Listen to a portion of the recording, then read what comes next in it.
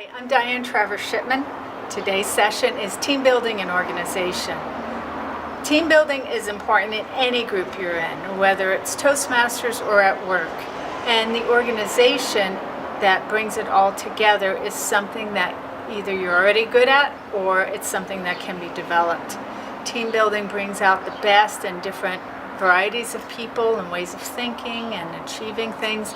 And bringing it all together into a cohesive and functioning team is really the value of working in teams. Join us for team building and organization.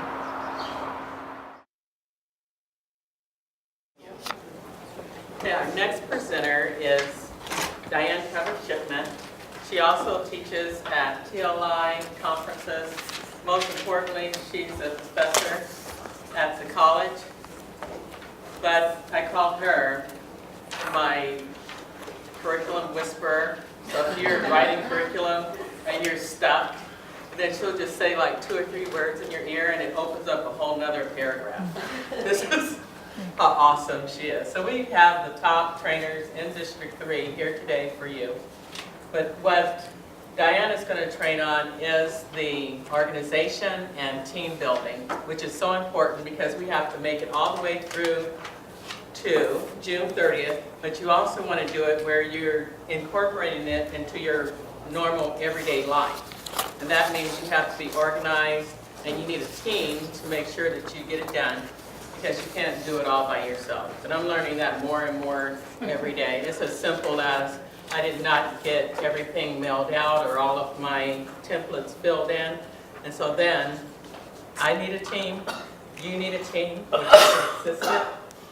The division directors, the area directors, club growth, program quality, we all need people to make sure that we are successful. And with that, I give you our own Diane Travers Shipman, DTM.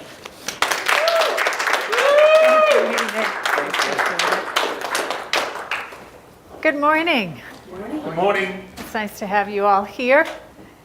And figuring out how the why came from the have to.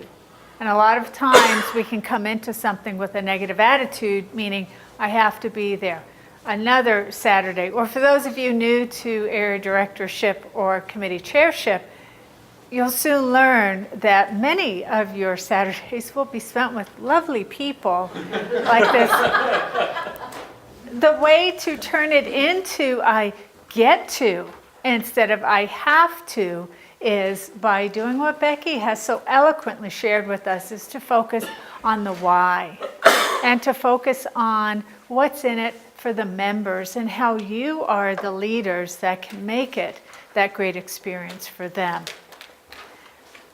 This is always a treat for me. I'm used to teaching at the community college and have for the past 30 years in public speaking, interpersonal communication, and lots of communication theories. Doing TLI was new for me, but opened up a whole new window of opportunities for training that I'm really enjoying. Looking today at the power of teams and team building is great because we do so much as teams. But I also wanted to be really honest about it and have you be honest with yourselves.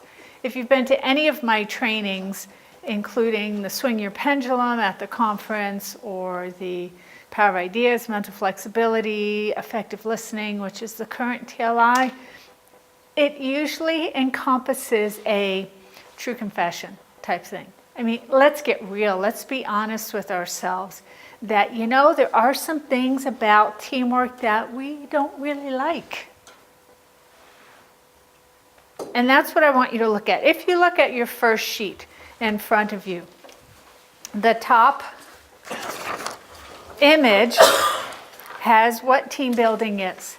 There's coaching, goals, collaboration, training, support, skills, solution, motivation, which are great things. The motivation, finding the why, figuring it out, but there are definite disadvantages to working in teams. Okay? For example, went to a workshop and heard some TED Talks, of course, I love TED, on the power of introverts. And I know in education, most of us are introverts. I am an introvert. Any of you say, yeah, I lean more towards an introvert? Elise does, you do? There's probably about 5 of you who said, yes, I can consider myself an introvert. And I know my tendency is, if something needs to be done, I find that block of time where I can get it done. And I'll reach out if I need, I'll make a phone call if I need. But then I got this, right? Put my music on, and when I get on that roll, you keep rolling, and it's great. Teamwork, on the other hand, you have to involve other people. You need to wait till they get their portion done. Or they're doing that one, and okay, I can't do mine until they do their part, and it gets complicated. And some people look at that complication as a negative, where I think really if we look at it as an opportunity to become a plate twirler. You ever see that on shows where they have people with a whole row of sticks standing up, and then they twirl plates and they keep adding another plate, and they're running around like crazy, twirling another one, adding another one, and doing something crazy with the twirling. And you think, oh my gosh, how do they do it? What if they fall? It's be such a mess, I gotta clean it up, right? Instead of opening up to the excitement of keeping all those plates going, and realize that some of the plates will wobble at times, but if you have on comfortable shoes, you can run over and keep it going. And sometimes, once something's in motion, actually most of the time, it's not hard to get it back into motion. It just takes a little bit of attention. And that, to me, is what happens when you are a leader, is that we need to embrace the excitement, the challenge of twirling those plates and keeping them going, realizing that all the plates are different, or at least envisioning the plates as being different. Different sizes, different decorations, different details. Different, because if you have a team with all introverts, okay, Elise, I like you. We like each other. We'd be fine. Can you imagine 2 more of us on one team? No, we would not be able to really rise to higher levels and engage other critical thinking skills. I just retired less than a year ago from teaching at the Maricopa Community Colleges and had been division chair for 10 years. One of the members of my immediate team, who also taught communication, still does, is the idea person. He is extroverted. He is loud. He is not the whisperer that Enid labeled me as, but loud, crazy ideas. He comes up with these ideas, but never has a way of achieving them. But he's got the ideas. And I remember there's times after the meeting, it would be like, oh my gosh, a tornado just whipped through the meeting and left. But yet it was a challenge to embrace the creativity and the impulsivity that sometimes can bring very interesting and different ideas. Of course, we were all led by the competencies and objectives that we had to be instructional deliverers at the college, as we are with Toastmasters.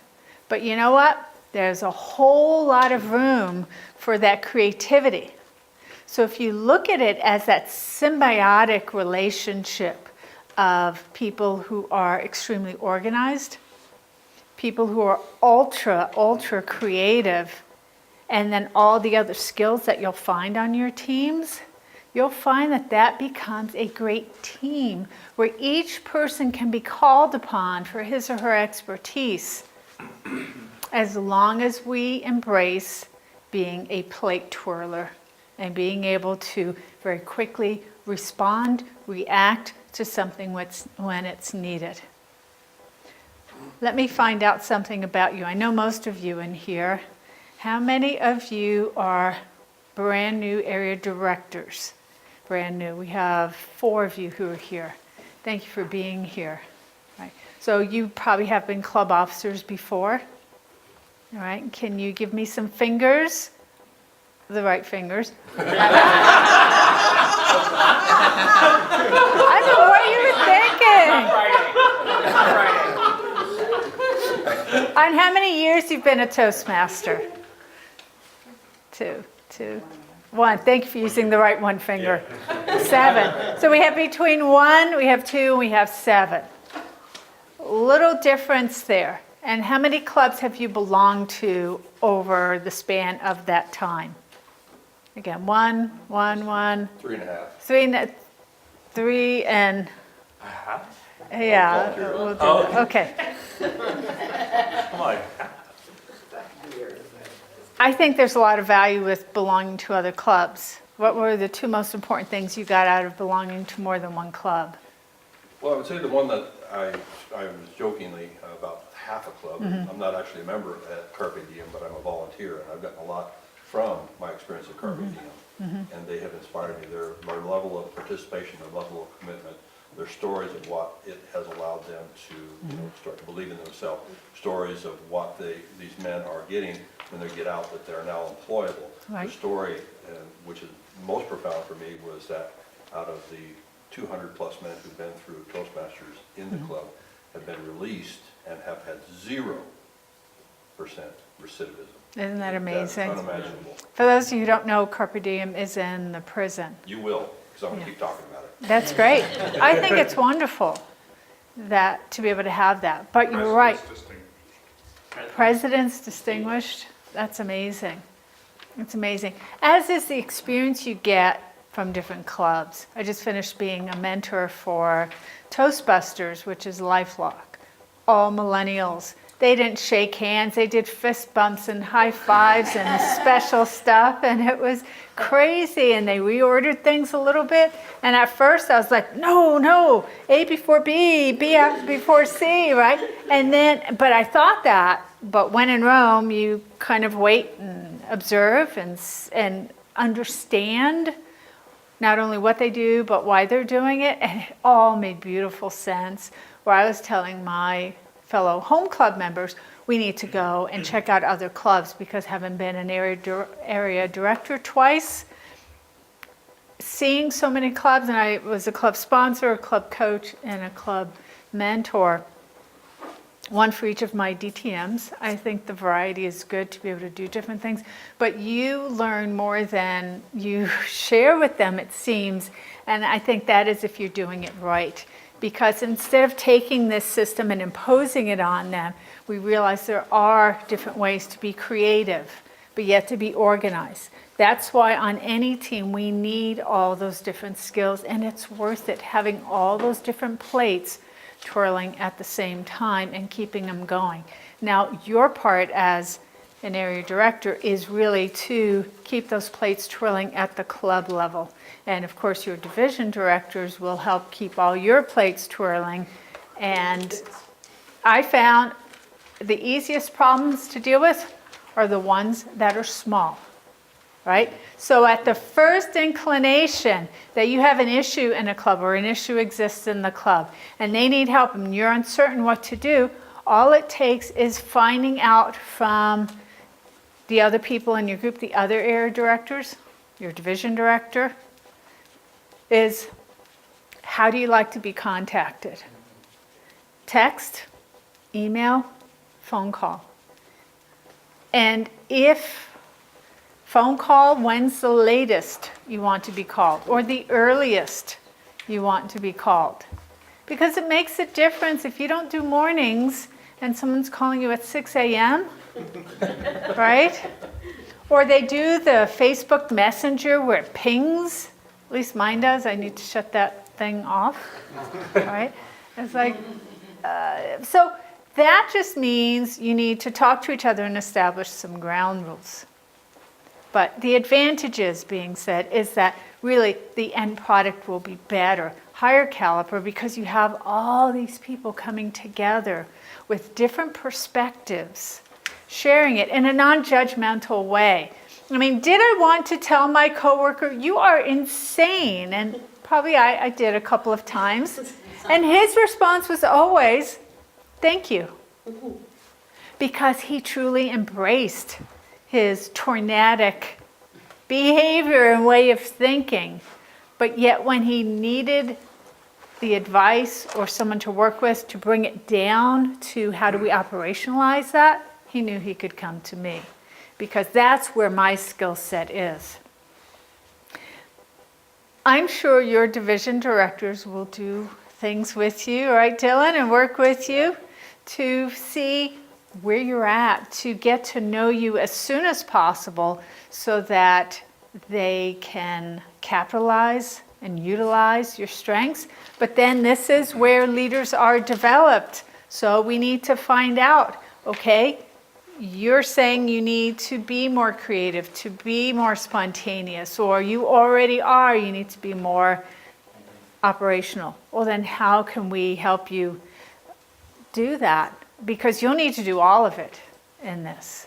I mean, there's times one of your clubs may be stagnant and they're asking you, what do we do? And of course, my response was, let me think about that. Let me sleep on it. And then as soon as I get in the car, okay, what do I do? I have this club.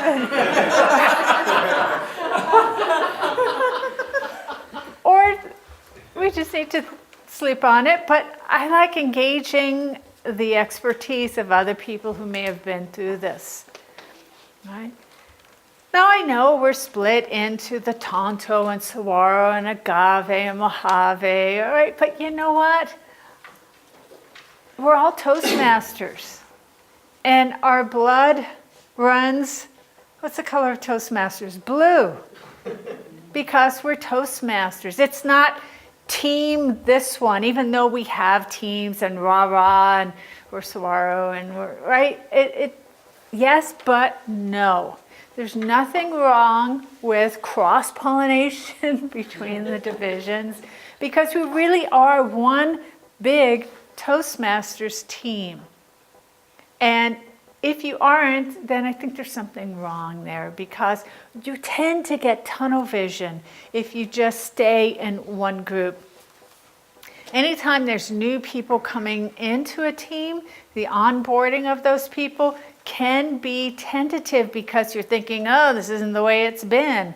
Well, you know what? The beauty of Toastmasters is every year we change. Or in clubs with club leadership, I think it's safe to say most clubs are every 6 months. They change or have the opportunity to change their leaders. So it puts us in the environment of newness and change. And it's helped me immensely dealing with that because one of my old standbys was, if it ain't broke, don't fix it, right? Why change it if it's working? Because how do I know it can't be better, different, revitalizing if we do something different? What I wanted to do today was look at a few theories in teamwork, but then really personalize it to yourself so that you can honestly leave here with a plan of what will I do, what do I need to do to add more plates and customize those plates so that I'm using different skills that really aren't me. But you know what? We're trainable. I think we are. And we're adaptable to a given situation. I can be really outgoing and extroverted, but then afterwards, it's like, okay, I need my office. I need just the quiet. I need my music. I need my beautiful view out the window. And I need to recharge. But isn't that good that we can enact different behaviors as a situation requires and then come back to that zone where you feel, okay, this is good. This is how I recharge. Some people recharge by doing a grueling 10-mile hike or a run. More power to you, right? Please don't do it in this heat. So it's finding out what works for you that helps you feel at the end of the day, the end of the week, the end of the 6 months, the end of the year term, that you've done something really meaningful and helped other people find their why. Now, those of you who are club chairs, how many club chairs do we have here? We have 1 and 2. Okay. There's 3, 3? at least. Oh, does someone not know? Elise. Okay, so we have a few club chairs, and you need to know, although you may have strong shoulders, you can't put everything on those shoulders. You will be smart to enlist the help of other people to help you with that. Because, once again in Toastmasters, you may be fully capable of doing it yourself. But you know what? Aren't we depriving someone else of the opportunity to learn from your expertise and to develop some skills themselves? And that is what it's about. And you might think, well, I only want people who have expertise in starting new clubs, sponsoring clubs, mentoring clubs, and coaching clubs, right? That's your job. Yes. That's the big umbrella. Are you sure? That's the big umbrella. Okay. Not the starting. Not Okay. the starting. All right. I'll be taking the rest of the year off. But if you only pack the team with people who have experience, then their experiences of what has been done, it's not necessarily the new blood, the new vision, the what if and why not, that I think is really important. Let's look at this sheet. All right. Bruce Tuckerman has done the developmental sequence in small groups, which sounds but he was one of the Wright brothers in terms of very early on, 1965, he came up with this development of forming, storming, norming, and performing. And most people have heard of it. I like what I had found online that described each one, but I also feel that there are inherent issues that you can find at each stage. So what I want you to do is I'm going to split you up into groups, 4 groups, where you're just working on a certain one. The last row, you're going to be forming. And what I want you to do is look at forming, and then after about 5 minutes, have you say, in a nutshell, this is what it is. And these are things you need to watch at this stage that might happen for the good or for the not so good that might be presenting a challenge. All right? Then we're going to go with these 4 people for storming. All right? Again, what is it? What are the obstacles? How do we really make the best of that process? Norming will be you 3, right through here. No, he's with them. No. Again, what is it? What are the perhaps challenges? And I've decided you're done with these 3 guys. I would be too, right? And I want you to work with these 2 ladies. And you'll do performing, if you would please. What is it? What can happen there? And let's take about 5 minutes. Okay, come on back, everyone. Thank you.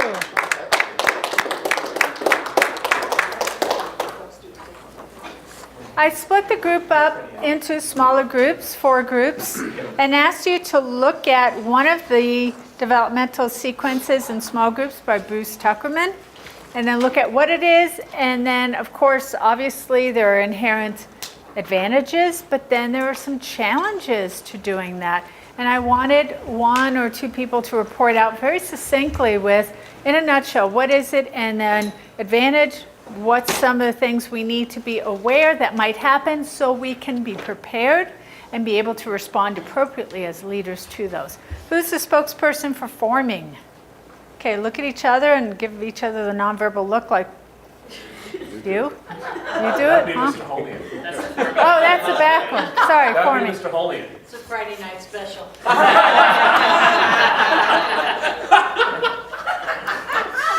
It's just not going to live that day. Yeah, one of the things we observed is that as we turned towards each other, we experienced immediate forming.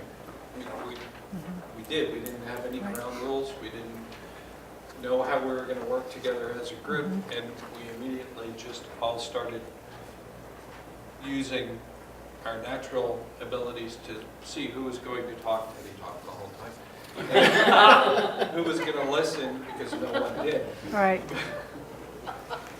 Understanding the place in your group and trying to bring balance to that. Because sometimes you might be more of a contributor, but there's someone else who's contributing a lot. So either you're going to Okay. choose to fight them or not. Okay. Just for that talkative part, and I'm pointing to Teddy and Fun, because we did balance our contributions, and we got pins. And what do the Can you pens say? realign your expectations? Yes, I can. Yes, I Accept can. your greatness. Oh, I like it. And then an I want one. important point and a challenge when you get together and form, and that is trust. Trust in the big part of doing it. Am I going to trust what this person's going to contribute to the group to be for my best interest? But the other part is to vastly simplify it and call it the least.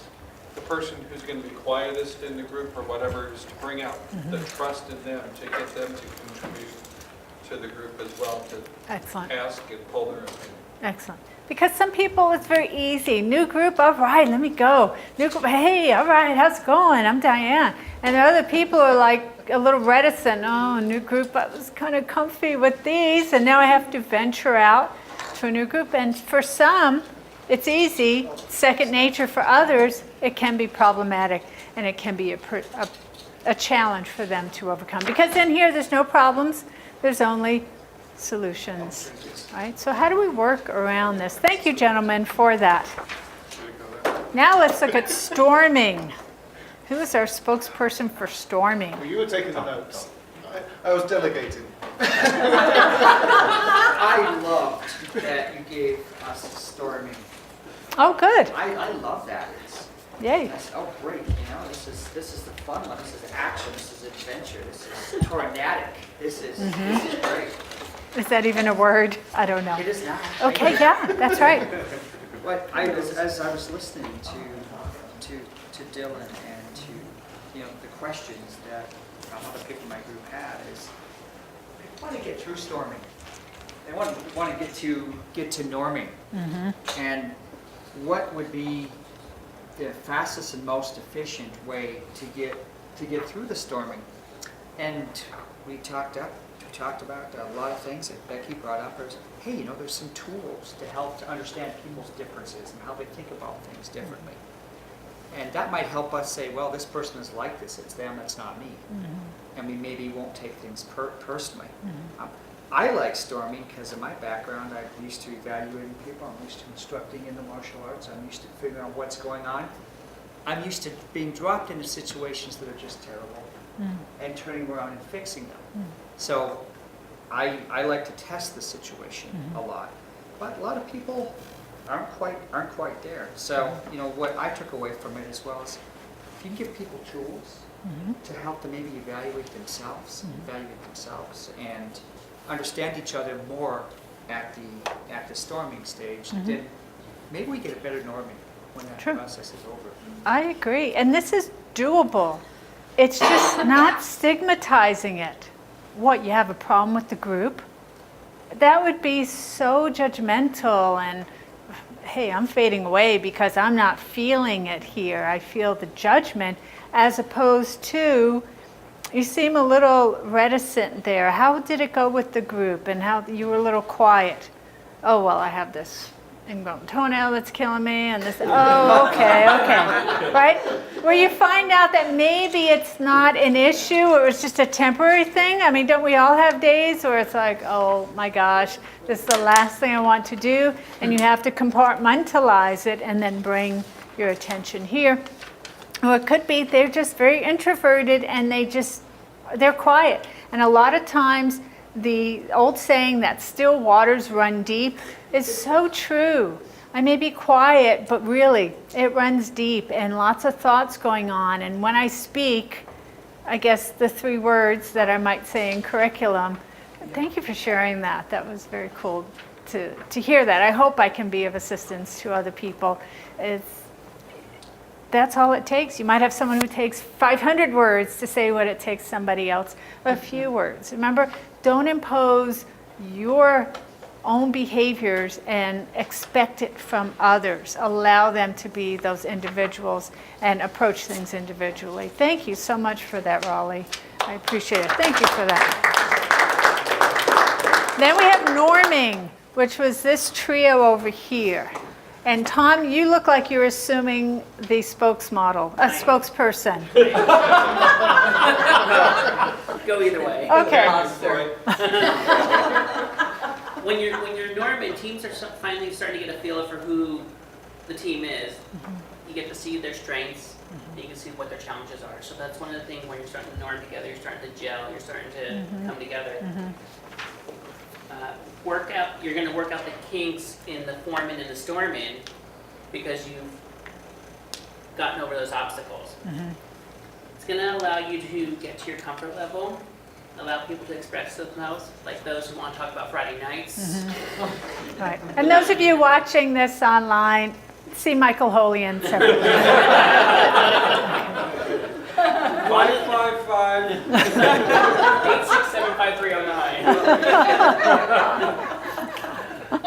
Avoid complacement, because if you get complacement, you're gonna eliminate that opportunity to get to the performance side. Absolutely. And then listen to both sides before making a decision. Yeah, there are many ways to look at something. There's a visual I've used in my classes of a huge elephant, but it had different people, 7, 8 people touching a different part who were blind and could not hear, and each described the elephant in a different way based on their own perception. They were all right, but the others couldn't relate to them because it wasn't part of their own field of experience. Again, having a curious nature about other people's ways of thinking, their perspective on things, is so enriching to a team when you can say, I'm not quite getting it from your angle. I've got to hear more. Tell me more about that, so that once I hear your story and I can see it, I can hear it, I can feel it, then that then adds to my field of experience so that I become even more well-rounded. And I've just added a couple more plates to twirl because I now have this as something that I've heard and I've learned from. Thank you so much for that. We'll give this group a hand. Our last group was doing performing. Who's our spokesperson? That's Connie. I am. Up front. Performing. The what is being a distinguished district. But the why is making sure that our members are growing and meeting their individual goals. In order to do that, we need to have a clear and shared vision. Some of the challenges is not everyone believes. And they don't have the passion or the competencies necessary. Diane made a very good point, is you have to be open. When you go into a club, you cannot say, that's not the way my club does it. And that's a very first gut knee reaction. You have your own vision of how it should be done. Right. My goal is to make sure all my clubs in my area are presidents distinguished. That might be beyond your control. But what is within your control, as Becky kept saying, is share the why. They'll get more success that way. And it comes back to how you fundamentally set your group up. Trust and focus on the why, focus on the numbers. I agree with that. Let's give this group a hand also. Thank you, ladies. And I'm so glad you said the word trust at the end there, because all of teamwork, team building is difficult for some. It exposes us. It exposes our vulnerabilities, insecurities perhaps. What if I say the wrong thing? What if halfway through with saying something, I forget and get one of those deer in the headlights? Or in my family, we call it squirrel where all the, right? and so now, whenever someone loses their thought, it's not looked at as a negative. We just say, squirrel, and then we get the humanity of it, that we have so much going on. We've got all those plates twirling that it's normal for you just to, for a second, forget your thought. And people call it senior moments. Excuse me. I mean, yes, I qualify. I joined AARP. I figured I'm retired. I may as well. It's a thing you do. But everyone has those squirrel moments. And I don't think it should be reserved for any age group, because in reality, my granddaughter has it all the time, 13. She has lots of squirrels. It's like, okay, sweetheart, focus back. Come on back. You know. But trust is something important. We're going to go to one of the gurus of communication, leadership, organization, and that is Stephen Covey. I found what I thought was one of the most important things that he talks about, which was a feat in and of itself, because everything he says is pretty much golden in terms of its applicability. But yet, you can just take one thing and really spend some time thinking about it, seeing how it applies to you, and get a rich pot of gold from it, because you have invested in the thought process and you have critically evaluated it to see, what can I use? What can I deem from this? What I liked was his talking about that that trust is simply character plus competence. And I love when things don't have to be made all complex. Sometimes short, simple, I get it, easy, got it. We'll move on with that, and that can become a foundation to me. So character, integrity, what's your motive? Are you here to sell me something?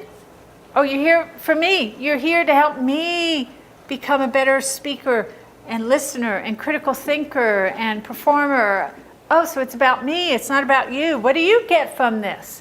I mean, yeah, you get, at the end of the year, you get that check that you have served as an area director or division director.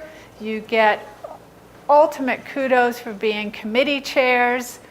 I still think it should have a check mark on the DC. Yeah, I really do. But that's my opinion. That's my story, and I'm sticking to it. But your work is appreciated too, and then you get to pass it on to someone else. So your intentions, if your intentions are just to go through the motions and do what you have to do, because that's what I have to do to get my DTM, and time is ticking before Pathways comes, and if there's any of us in here in addition to me who want to finish either your first or another one, right? We've got the clock ticking, and we need to get things done. And I'm not saying that's not a good goal. If that's what helps you self-actualize in terms of Abraham Maslow, then go for it. But stay focused on the real reason why we're doing this, and that's always the member and the group experience. Because this is where leaders are developed. It's not where we engage only the greatest leaders to make our team strong.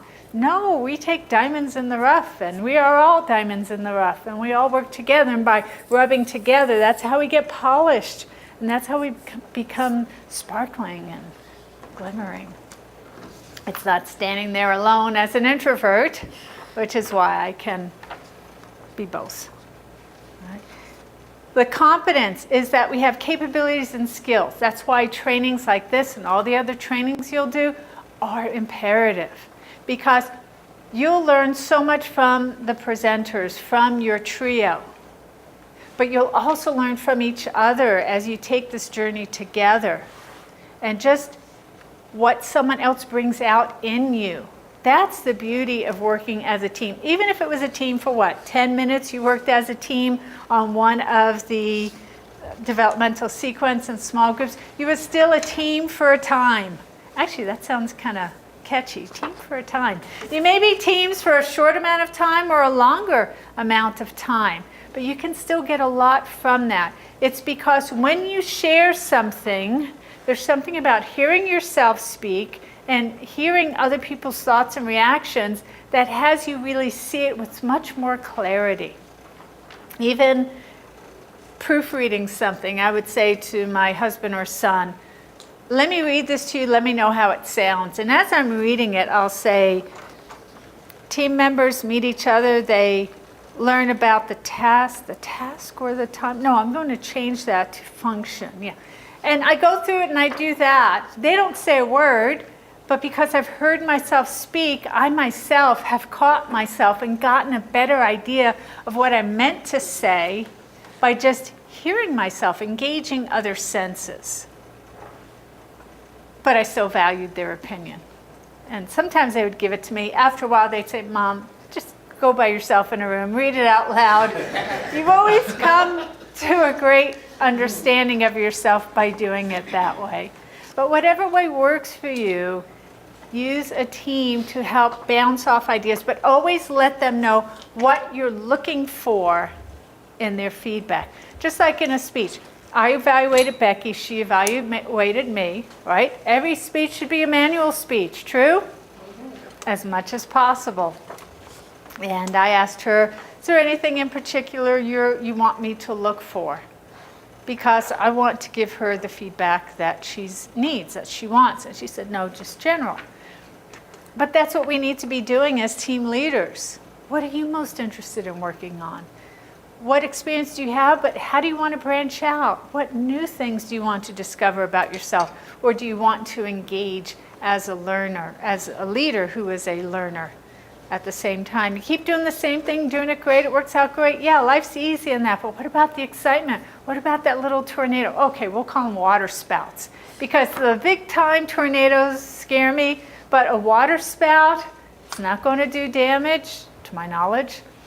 It looks cool, it is novel, it's new, it's safer.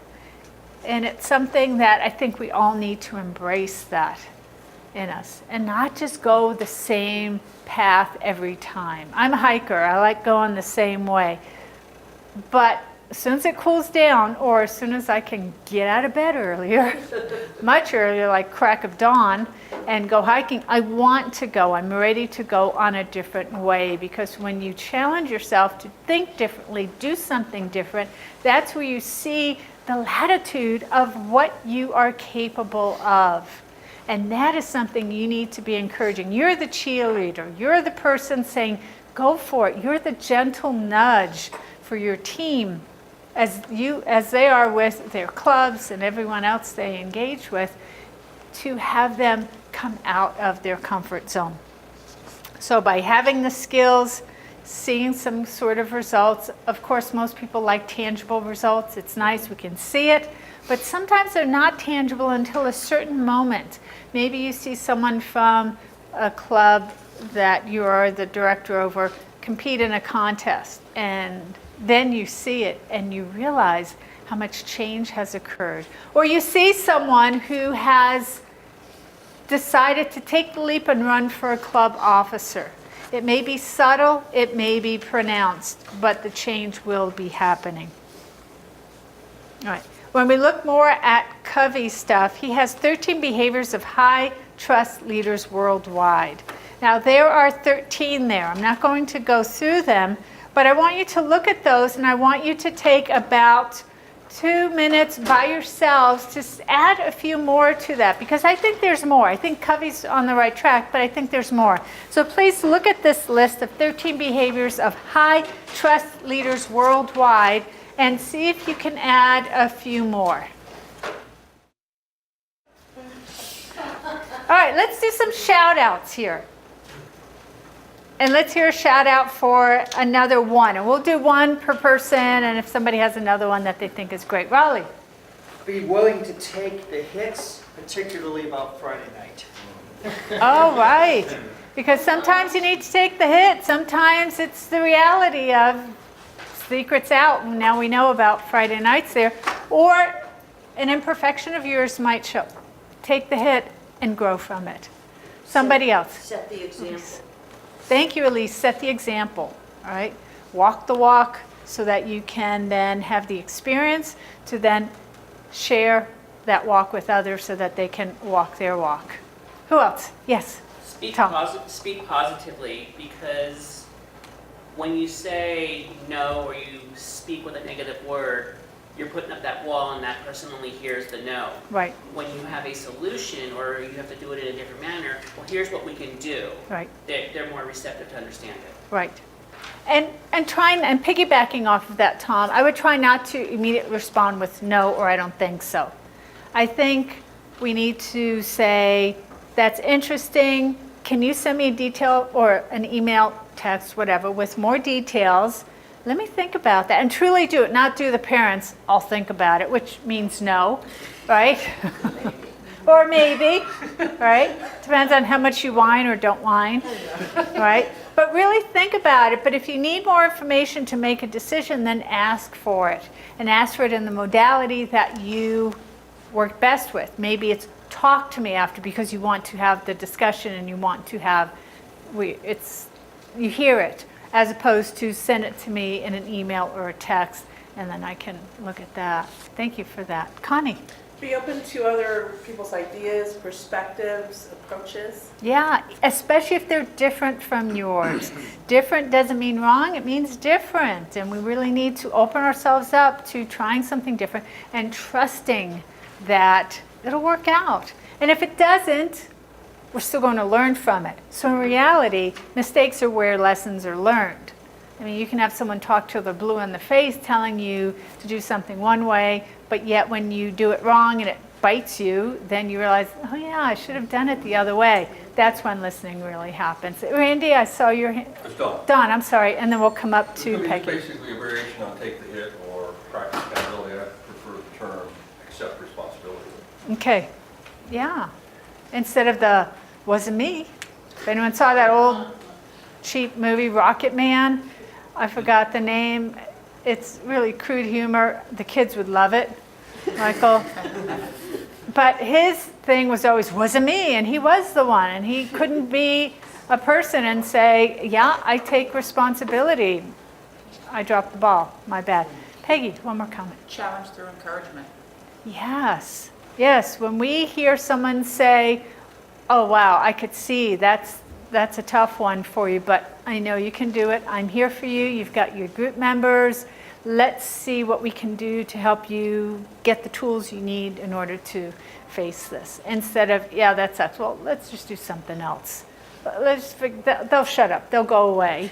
All right? You don't want to do that because every single member counts and makes a difference. All right? Whenever you see a list like this, even if it's by Covey or somebody else who we think is a guru in something, you definitely want to be thinking for yourself, what else can I add? What else is important? It's not just what they think, it's what else they may. They're just serving as a spark to get you thinking. And that's definitely what you want. Always listen to your group members. Yes. Diane, I heard something the other day that I thought was just so absolutely. Oh, tell me, Martha. I think it was Susan Ball. We were somewhere. I can't even remember where it was, but she was just talking about how she really loved a club and she really wanted to be just there. And she said, the person looked over at her and they said, well, I'm not trying to get you to change your club membership. They said, I'm trying to get you to expand your comfort zone. Yeah. And when they said that to her, she said the light bulb just started to shine right in that area. And she goes, She was able to embrace it in a way that allowed her to do that. Because oftentimes when, I know this is me, I don't know how these other young people feel, but it's one of those things about when you get comfortable with something and you know you have it, sometimes you want to hold onto it and not, just hand it out to someone else so that they can enjoy all that goes with that grace. And then all of a sudden I realized, like, wow, the sharing of that information is what really truly make you great. It's when you know that you have something so dynamic and you can take that is so dynamic, give it to someone else and they can make it even better. Exactly. So when you understand that, and when she said that, they said that to her, she was like, oh, I don't need to leave my club? Yeah. I can go somewhere else and Right. learn more. Right. And I can come back with that information and share it with my club. I just thought that was just a great way to talk about when we get so comfortable with owning this, it's Right. mine, Right, then when you Right. share it, it becomes everyone's. right. So Oh, thank you for awesome. sharing that, Martha. I think it makes me relate to a GPS, and I like in the old days when you'd hear, "You have arrived," even though it took you all around the way and never directly there. But a lot of people think life is a destination, when in reality, that's just a part. That's a transition from you to be the explorer, the achiever, the accomplisher, to the mentor, the teacher, someone who shares that. Because if you keep it all to yourself, what good will it do? And I think, once again, that cross-pollination, going to different clubs and experiencing different things is just amazing. And you'll need to give a shout out to your club. It is Elite Toastmasters. Elite And by the way, Toastmasters. within a couple of days prior to the close of the year, we just went on a tear. We achieved 10 of our goals to become Wow. President Distinguished again. Wow. The one thing that I learned from this whole experience is that we all have to take an account that we have the resolve, what are we gonna do with it? And myself, Prince Lethbridge, my husband, and the president, Edwin Weston, who is one of the most dynamic duo that I've seen work anywhere. And if you can just have a few people that's willing, they have the resolve, just give them a little nudge, and magic happens within 24 hours. And when that magic happened, I think the Prince received an email from, was it Diane? Shelley sharing with us that because we decided we were not going to give up, we were going to get those 9 members to become new members or to be reinstated, it helped the district. So not only do we achieve what we want to do personally or as individuals, but look at how it helped the district. I agree. So I can say today, I feel real good about having a team. And we're talking about team building. I promise you, if you look at the way we were at the beginning of the year, you would say, they're dead. All we need to do is just cover them up. No, You know what? never We all give have up the hope. resolve. We have the resolve. We just got to be willing to do it. Pull a few team members in that's willing to do it. And you have something that is so great, nobody can touch it. I mean, it's unreal. I'm in my position because I believe in myself and I believe in this dynamic woman here and the team that she has put together. I know that we can become a distinguished, President Distinguished District. I just know that. As a new public relations manager, I'll share things later on that I think sometimes having great ideas, it can blow your mind, but if you don't put them to use, then there's nothing that's going to go with that. But I think if you all are willing to work, we can be so dynamic. I as a agree. group. That's going to be my take. You'll Good. hear my spiel, and I'm going to Good. sit back and have my team. We're going to all work together. That's great. 'Cause this is a very important district. And we need to make sure that we know what it is that we're doing when we're in leadership. And oftentimes, we do it because they said, oh, can you go ahead and run Teddy? Teddy, he's got it. Teddy will do it. Get Teddy to do it. No. Let's do it because our hearts are there and we care about people and our membership. It depends on how we treat them, on where we take it to the next That's level. right. And Martha, you brought up something It's beautiful. with the club. Should we just put dirt over it and bury it and whatnot? It's kind of like a study that was done in an educational setting where an instructor was given a randomly selected list of students and said, these are the ones who are excelling and the others, they're not, right? But don't treat them any differently. And they kept a camera on the teachers throughout the school year and then analyzed the results. What they found was the teacher did treat those on the list differently. If they were having a problem with something and Tom said, I'm having a hard time with this, and I thought, he's not on the list, I would say, well, it is tough. turn it over and just color, right? But Elise was on the list. This was grade school. Did I say this was younger grade school? This was younger grade school. And Elise was on the list, right? This fictitious list of randomly selected names. And they found that the teacher would say, oh, have you thought of it this way? Try this way. I know you can do it. And so what they were doing, they were projecting a self-fulfilling prophecy. And my self-fulfilling prophecy that I was projecting to Tom was, hang it up, you're not smart enough. But the one I projected to Elise was, you can do this, just try harder. And of course, standardized tests at the end of the school year, those on the list scored higher because of the projected self-fulfilling prophecy. Okay. So if you treat all of your clubs as if they were President's Distinguished and believe in them and say things to them that affirms your belief that they are all presidentially distinguished, then you may see more of a positive behavior. Prince. One thing I want to bring up, and to piggyback off of what you were saying, I want to use this quote that I heard very many years ago. Your attitude determines your altitude. Yes. That means it's not just us in this room as a team, but us as individuals and our attitude toward what we're doing that will ensure its success or its failure. I agree, and I thank you for sharing that, because I think quotes are very powerful, and when a quote can help you strive for things you normally wouldn't, when it can help you take a chance that's out of your comfort zone, it's something we should do. And if that helps us stay focused and it can be a mantra to us, I'm all for it. So much so, I end the session with one. And looking at the time, I didn't anticipate such amazing discussion. The second sheet, some of it was passed down. It looks like this. It's coming. If you don't have it, it's coming. It's coming. I don't think, was there enough? Why don't you give it to Martha? Don't be silly. What I'd like you to do is at home, make this real. Give it, get over it. This is self-work.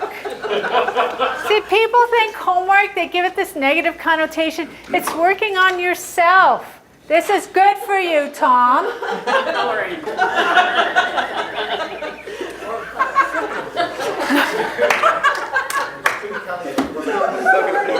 Oh my gosh. I think it's the smell of pizza that's getting people giddy. What I want you to do is your own honest assessment of where you are in terms of how you feel about working on a team, whether the skills you have will be conducive, what you need to do in order to effectively be part of a team, as well as lead your teams of your clubs, mainly your presidents and VP of education, and anybody else you can get on board with that. And then some deltas. Perhaps you feel, okay, you get bored of meetings. How do we spice it up then? How can we turn the delta into a positive? Remember, no problems, only solutions. I think food, coffee, I'm not a coffee drinker, but things like that definitely help keep people fresh. Some candy around, something. A joke now and then. Poor Michael has been the blunt end of the joke about Friday nights here. But it works because it breaks things up and it gives us that mental break. And then the accountability. Try to find someone who you can ask to be a mentor, and not to say directly like, Connie, would you be my mentor? But to say, Connie is that tornado of ideas, and I need to spend some time with her because I want to come out of my comfort zone and embrace that skill a little more. And it could just be as natural as just hanging out. Hey, let's sit together and have lunch. Okay, I want you to do that. And then the accountability plan. You need to let at least one person know that's what you're working on, and they can come up to you and say, how's it going? What have you done so far to work towards that? Great, I'm glad to hear it. Because without that accountability person, then it may go by the wayside. In leaving with an inspirational thought, I decided to quote Henry Ford. And Henry Ford says, coming together is a beginning. Keeping together is progress. But working together is true success. Thank you for allowing me this time to work on team building with you. Return control to Enid.